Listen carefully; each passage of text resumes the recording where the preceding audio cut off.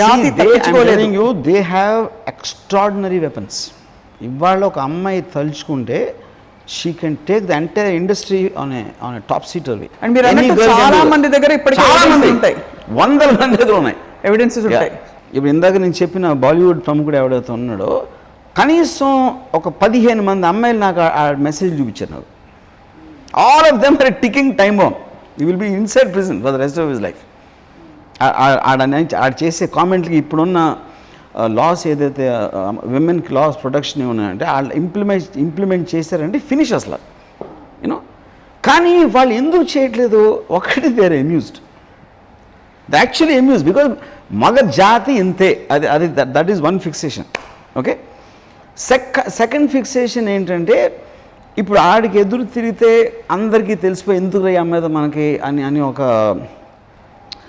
ఇది వచ్చేస్తుంది. వాళ్ళు చేసినా చేయకపోయినా అలా మాట్లాడే అమ్మాయి మన దగ్గర వద్దు అని వెలివేసేస్తారు. భయం వేసేస్తుంది. వాళ్ళు చేసినా చేయకపోయినా ఇలా అమ్మాయి అనటానికి ఛాన్స్ ఉంది. నన్ను కాకపోతే నా ఆఫీస్లో ఇంకోటి గురించి అంటుంది రేపు పొద్దున్న. నా ఆఫీస్లో వేరే వాళ్ళు ఏం చేస్తారు నాకేం తెలుసు. ఇప్పుడు ఒక్క నిమిషం చెప్పండి. సో ఇట్స్ లైక్ గారు, ఇప్పుడు సినిమా స్టార్ట్ అయిపోయింది అనుకోండి, ఇద్దరు కమిట్ అయిపోయారు, కాంప్రమైజ్ అవ్వలేదు, బట్ మధ్యలో ఎక్కడో కాంప్రమైజ్ అవ్వమని వేధించారు అనుకోండి, అప్పుడు అవ్వనని అనుకోండి, అప్పుడు ఏం చేస్తారు? They will harass. So it's just like harassment. They will harass అంటే ఇప్పుడు అమ్మాయితో మాట్లాడకుండా లేకపోతే రోల్ కట్ చేయరు. Nobody will do that. ఎందుకంటే రోల్ కట్ చేయటం అనేది సినిమాకి సంబంధించింది కదా. That they won't do. They will just make psychological they traumatise her. అది యాక్టర్స్ చేస్తారు, డైరెక్టర్స్ చేస్తారు, అసిస్టెంట్ డైరెక్టర్స్ చేస్తారు.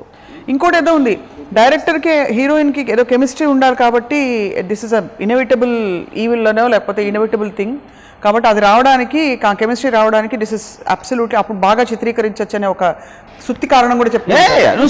That they will tell a lot. అదే చెప్తున్నాను. సో ఈ పాయింట్ అది హీరో చెప్తాడు ఒక్కొక్కసారి, మన కెమిస్ట్రీ బాగుంటుంది మన దగ్గర అయితే అని చెప్పచ్చు. డైరెక్టర్ కూడా నన్ను ఇలా చేస్తే నేను ఇంకా బాగా చేస్తాను ఆడ చెప్తాడు. సో ఎవడి కెమెరామ్యాన్ కూడా చెప్పచ్చు. యాక్చువల్లీ నేను అన్నది బ్లాక్ అండ్ వైట్ డేస్లో heroines used to give maximum importance to cameraman. ఎందుకంటే వాళ్ళు మనల్ని మేము కనిపిస్తున్నాం, అందంగా కనిపిస్తున్నాం అని అనుకునేవాడు. You know I'm saying. So cameramen used to have maximum affairs ఆ టైంలో హీరోయిన్స్ గురించి. You know, so the point is ఎవరికి వచ్చిన టాలెంట్ ఎవరికి ఉన్న పొజిషన్ బట్టి ఆడక్కడ ఎక్స్ప్లాయిట్. ప్రొడ్యూసర్ ఏమో నేను నా మూలనే డబ్బులు వస్తాయి సినిమా అందుకని తయారవుతాడు, కెమెరామెన్ నేనే లైటింగ్ చేస్తాడు, డైరెక్టర్ ఏమో డైరెక్ట్ చేస్తాడు, హీరో ఏమో యాక్ట్ చేస్తున్నాడు.